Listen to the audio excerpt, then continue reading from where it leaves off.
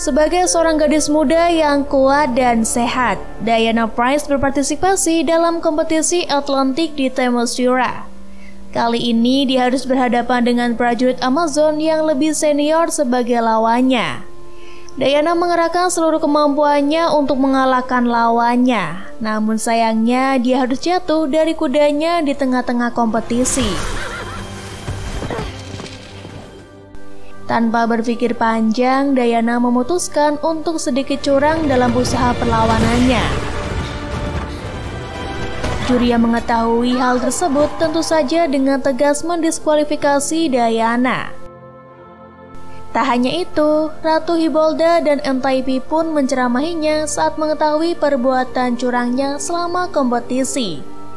Karena bagaimanapun tidak ada yang namanya pahlawan jika dia diselimuti kebohongan dan kecurangan. Kemudian adegan berganti, kita diajak jalan-jalan ke tahun 1984, beberapa dekade setelah terjadinya peristiwa Perang Dunia I. Pada saat itu, Diana bekerja sebagai antropolog senior di Smithsonian Institute di Washington DC, yang mana menghususkan dirinya dalam budaya peradaban Mediterania kuno. Di samping itu, Diana terus memerangi kejahatan sebagai Wonder Woman, meskipun tetap mempertahankan anonimitas. Dia tidak ingin identitas aslinya menjadi konsumsi umum, karena menjadi viral sangat merepotkan. Belum lagi jika dia harus menghadiri acara-acara penting yang melibatkan orang banyak. Pokoknya repot banget dah. Di tempat kerja, dia bertemu dengan Barbara and Minerva, yang mana adalah seorang wanita yang merasa insecure dan iri pada kecantikan dan kepercayaan diri yang Diana miliki. Namun di balik itu semua, Barbara memilih untuk berpura-pura berteman dengan Diana. Wah, siap-siap aja nih jadi musuh dalam selimut. Singkat waktu, setelah Wonder Woman menggagalkan sebuah kasus perampokan besar, FBI meminta Barbara untuk mengidentifikasi barang antik yang dicuri dari perampok tersebut, yang mana salah satunya memiliki tulisan dalam bahasa Latin yang disebut Dreamstone. Sementara itu, seorang pengusaha sukses bernama Maxwell Lord tengah mengunjungi Smithsonian dengan kedok memberikan sumbangan. Padahal secara diam-diam dia sedang mengincar Dreamstone, yang dia yakini bisa menyelamatkan perusahaan minyaknya yang sedang diambang kebangkrutan. Namun ternyata bukan hanya Maxwell yang tergiur akan khasiat batu tersebut. Bahkan Diana dan Barbara pun tergoda untuk menggunakan batu tersebut. Diana berharap bahwa Steve Trevor dapat hidup kembali dan bahagia bersamanya. Sedangkan Barbara ingin menjadi kuat dan cantik seperti Diana. Dan benar saja, keinginan keduanya pun segera terwujud. Walaupun pada kenyataannya menyebabkan jiwa Steve mengambil alih tubuh pria lain yang tak bersalah. Selama malam gala di Smithsonian, Barbara bertemu dengan Maxwell. Mereka pun mulai mengobrol dengan asik. Namun pria licik itu mulai menggodanya dan berniat memanfaatkan kepolosan Barbara untuk mendapatkan akses masuk ke kantornya, sehingga dia bisa mengambil Dreamstone. Maxwell ingin menjadi perwujudan dari batu sakti itu dan mendapatkan kekuatannya untuk mengabulkan keinginannya. Jadi keinginannya nggak tanggung-tanggung nih Citizen. Dia berharap dirinya bisa berubah menjadi Dreamstone, sehingga bisa mengabulkan keinginan apapun sesuai dengan kehendaknya. Wah, bener-bener licik ini mah. Dalam waktu singkat, Maxwell menjadi sosok yang kuat dan berpengaruh di kalangan masyarakat. Dia bagai dewa yang bisa mengabulkan keinginan apa saja, sekalipun itu mustahil bagi nalar manusia biasa. Namun dia nampaknya tidak menyadari saat tubuhnya perlahan mulai mati.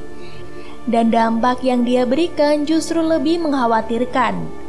Perubahannya itu menimbulkan banyak kekacauan dan kehancuran, karena keinginannya memicu ketidakstabilan dan konflik besar-besaran. Hal tersebut membuat Barbara, Diana, dan Steve memutuskan untuk menyelidiki kekuatan Dreamstone lebih jauh. yang mana akhirnya mereka menemukan fakta bahwa batu itu diciptakan oleh The Chalavarria Arrow, yaitu seorang dewa pengkhianat dan kejahatan. Batu itu memang bisa mengabulkan apapun keinginan penggunanya, tetapi akan ada yang menjadi tumbalnya. Satu-satunya cara untuk membalikan keadaan adalah dengan melepaskan keinginan si pengguna atau menghancurkan batu itu sendiri.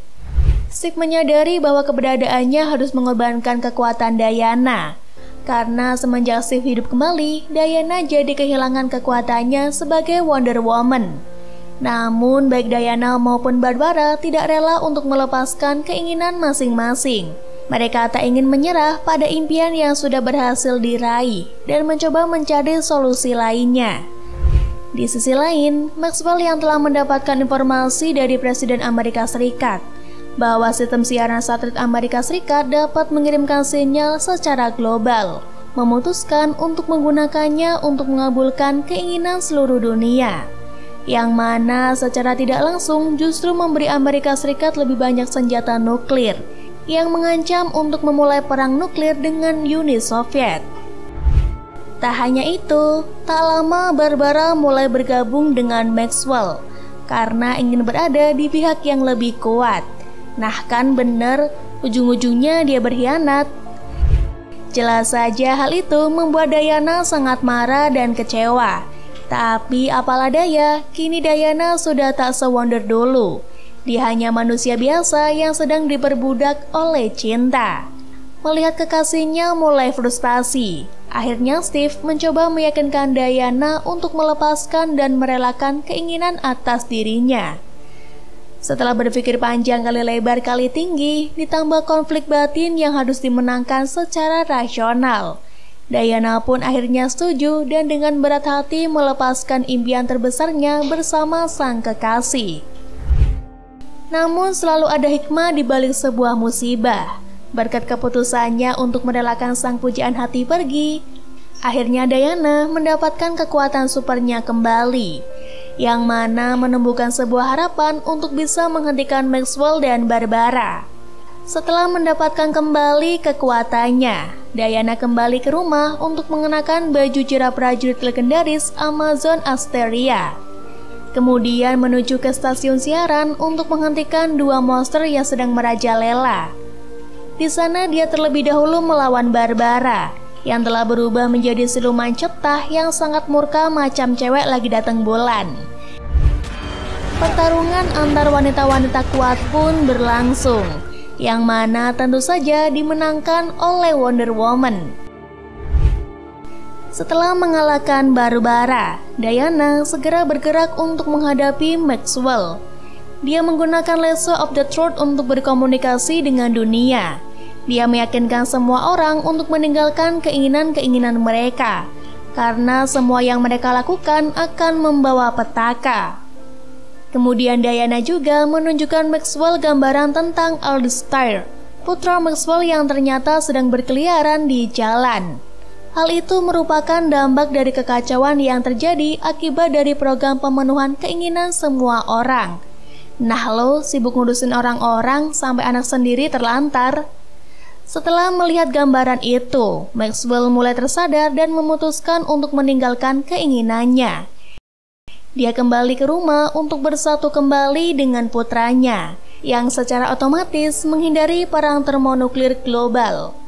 Film pun ditutup oleh adegan Diana yang menemui pria yang raganya sempat dibajak oleh Steve, sebelum kembali mengemban tugasnya sebagai Wonder Woman. Dan film pun selesai. Kok alur ceritanya berasa singkat banget ya guys? Apa cuma perasaan Yaya aja nih? Entahlah. Intinya film kali ini ngajarin kita bahwa nggak semua keinginan bisa diwujudkan, karena belum tentu keinginan kita adalah kebutuhan kita, ya nggak sih? Manusia itu nggak ada puasnya. Ketika udah punya A, pasti pingin B. Ketika punya B, pasti kepingin punya C, D, E, dan seterusnya. Dan satu lagi nih, di dunia ini nggak ada yang instan. Bahkan mau bikin mie instan aja kita harus rebus air dulu. Jadi nikmatilah selagi masih berproses, dan syukurilah apapun yang menjadi hasilnya, karena nggak semua yang kita inginkan bisa menjadi milik kita. Anjay, tumben-tumbenan nih Yaya jadi bijak. Oke, sampai sini dulu ya guys video kali ini. Yaya bakal kembali secepatnya dengan alur film seru lainnya. Tapi jangan lupa juga nih, klik tombol subscribe, like, dan lonceng notifnya biar kalian gak ketinggalan updatean selanjutnya. Makasih nih buat citizen yang udah setia mantengin channel Cinemazy dan mendengarkan semua bacotan Yaya. Tapi Yaya mau pamit undur dulu, jadi jangan kangen ya. Oke, sampai ketemu lagi di alur film berikutnya and see you. Bye-bye.